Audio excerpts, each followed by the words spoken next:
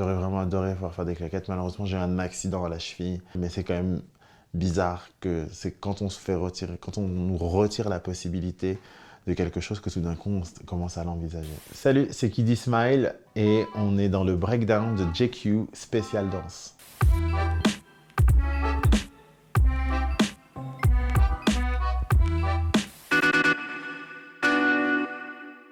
Abundance, do you accept this challenge? We accept. Girl, I'm going to eat you like an after-dinner Rollade. Pose, c'est un TV show, une série télévisée produite par Ryan Murphy et ça parle de la scène ballroom dans les années fin 80, début 90. C'est une super série, moi j'ai beaucoup aimé, surtout la saison 1, parce qu'il faut savoir que c'est la première fois qu'il y a une série qui parle comme ça de la vie des personnes transgenres, mais surtout c'est que tout le monde, toutes les personnes impliquées, de l'écriture au stylisme, aux gens qui font la lumière, aux gens qui font les costumes, sont tous issus de la communauté ballroom. La ballroom scene, à la base, c'est issu des concours de beauté de drag queens et de femmes transgenres. Et donc on peut voir là les movers de house s'affronter dans la catégorie Edit Face, qui est la catégorie autour de la beauté.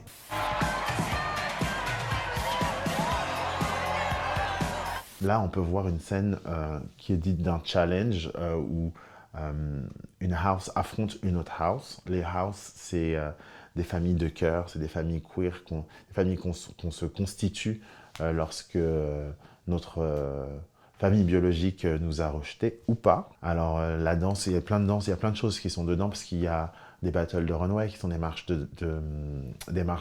compétitions de marche de mannequins. Il y a la scène de danse old way aussi qui est une danse qu'on peut voir dans Paris is Burning, mais aussi dans le clip de Madonna à Vogue, qui est accentué sur les poses de magazines. On the count of three. 1, 2. Run!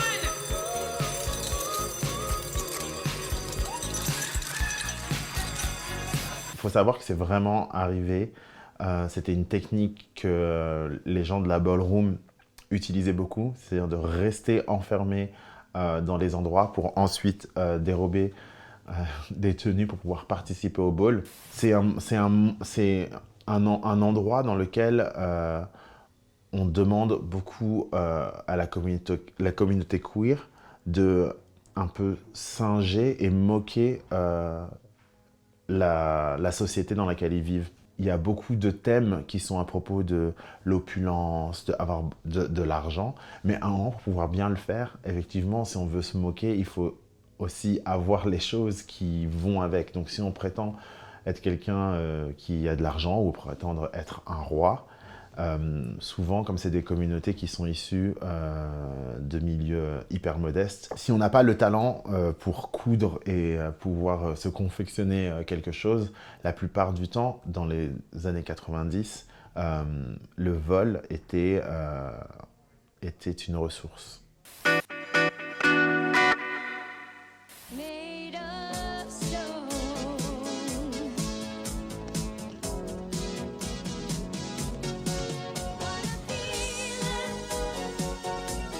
Je suis très fan de Jennifer Beals et j'adore ce film. Pour ce qu'il représente de poursuivre ses rêves, même si c'est compliqué, de les dépasser, même quand on est abattu, de continuer. Et puis la chanson d'Irene Cara, What a Feeling, c'est une super chanson avec laquelle des fois je finis mes sets. De la danse qu'on voit là actuellement, c'est ce qu'on appelle la danse modern jazz avec inspiration contemporaine. Pourquoi j'aime cette scène énormément? Parce que en fait, c'était pour moi le début de l'introduction de beaucoup de mouvements de la culture street dance à l'intérieur de danses qui sont dites plus académiques. I have cried silent tears full of pride in a world made of Vraiment, le concept de passer les castings, c'est vraiment un truc qui hante, mais vraiment qui hante les danseurs. Le jury qui est là, qui est complètement... qui a envie d'être partout, sauf à cet endroit-là, qui regarde cette pauvre meuf qui joue sa vie pour pouvoir entrer dans cette école et tout, il l'aide pas.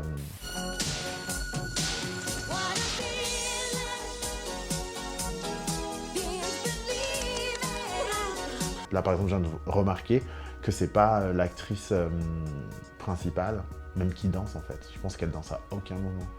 Il y a même une scène de doublage là où c'est un breakdanceur. Où elle fait cette espèce de figure qui s'appelle une coupole. C'est un garçon qui le fait.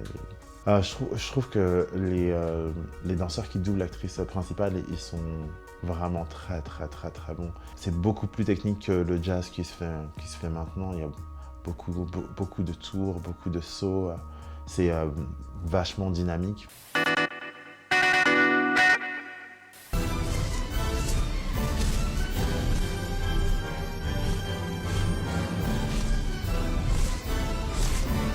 Il est incroyable ce film. Et puis c'est la performance de Nathalie Portman. Je pense que toute actrice rêve de pouvoir faire ça. En termes de danse, c'est incroyable. Le sujet est magnifique. Le jeu est magnifique, mais c'est le genre de rôle dont on se prépare toute sa vie pour pouvoir faire ça, parce que sa qualité de mouvement, comment elle bouge en tant que danseuse classique, c'est pas des choses qui peuvent s'acquérir en 1 an ou en 2 ans. Enfin, il faut vraiment avoir fait la formation, avoir fait les 15 ans de barre au sol le matin, cours de turns, etc. C'est une immense performance, c'est une grande actrice et une encore bien plus grande danseuse pour moi.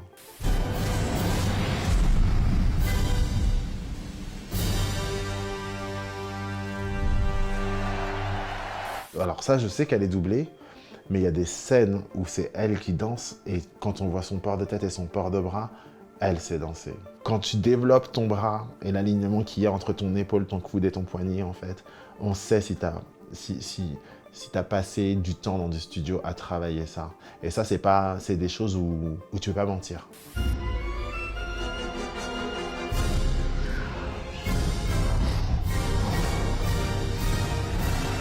Moi, j'ai toujours rêvé faire de la danse classique. Malheureusement, c'était pas les priorités de mon foyer quand je grandissais. Et c'est des formations en fait qui coûtent assez cher. Et quand on vient d'un milieu modeste, c'est un peu compliqué de pouvoir y accéder. Mais j'ai fait dans ma vie de jeune adulte beaucoup de cours de barre au sol. C'est tout ce que les danseurs classiques font, mais on est allongé.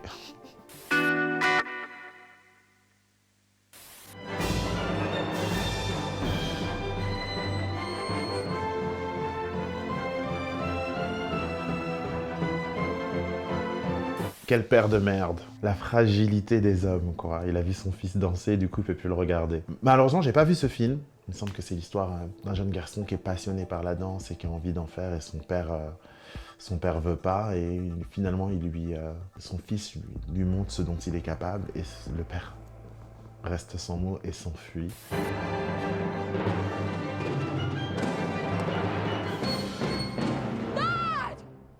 C'est triste, mais c'est hyper représentatif de comment la danse est perçue comme quelque chose d'une expression féminine, qu'elle est connotée à plein de codes qui menaceraient la virilité ou les masculinités. J'ai jamais vraiment compris quelle était vraiment la chose qui faisait que les hommes avaient beaucoup de mal avec la danse classique ou les danses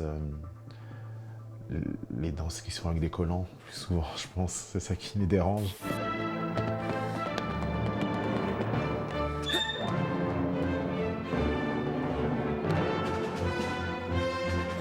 Il fait des claquettes avec des inspirations de danse classique. Personnellement, je le trouve pas très talentueux. Je sais pas où on en est dans le film. Est-ce que c'est peut-être le début où il va peut-être rencontrer un professeur qui va le former et le rendre meilleur. C'est quand même une très belle scène et qui n'a pas dû être facile à tourner. Et puis surtout, je trouve que la chorégraphie, elle est hyper ambitieuse. Je connais encore une fois pas le niveau de l'acteur, mais on peut voir quand même que c'est un peu dur pour lui.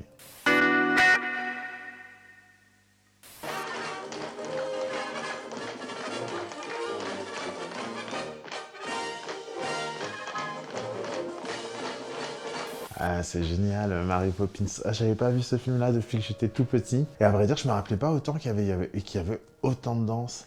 Je suis aussi impressionné. Genre, j'ai l'impression que avant, je dirais, disons, avant les années 80, bah, les acteurs, ils savaient vraiment faire. Ils étaient vraiment pluridisciplinaires. Ils savaient aussi chanter, aussi danser. Et là, cette technique, elle est incroyable. Je ne sais pas quelle danse c'est ou comment je pourrais la qualifier. À part les moments de danse de salon, ils sont ensemble et on dirait un peu des foxtrots. Elle est incroyablement talentueuse, cette Mary Poppins. Et les autres danseurs aussi, hein, ils sont vraiment, vraiment bons. La synchronisation, elle est incroyable. J'ai oublié que je faisais l'interview pendant que je regardais.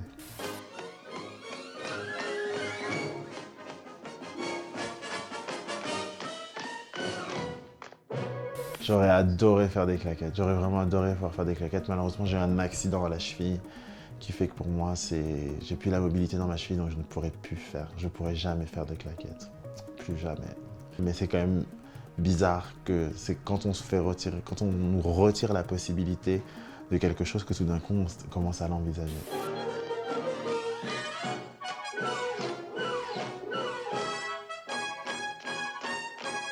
On m'a déjà proposé de candidater pour Danser avec les stars.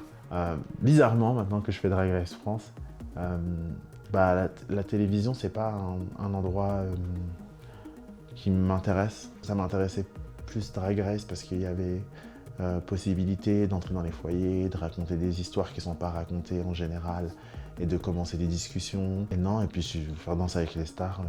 J'ai la ballroom scene pour ça, je peux le faire tout seul, me faire juger par d'autres personnes. Puis c'est vachement dur hein, et ça demande beaucoup d'investissement. J'ai regardé un peu, enfin, moi je sais si j'ai envie de le faire, je vais vouloir le faire trop bien et ça veut dire que je vais faire que ça. Parce que je voudrais pas arriver et performer à moitié ou que ce soit pas au niveau que j'aimerais.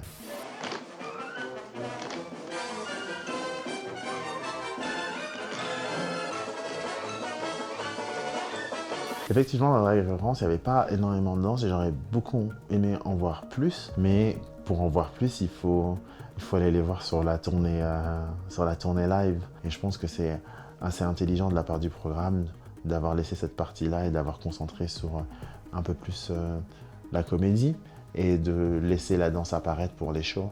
C'était Kiddy Smile pour le breakdown de JQ.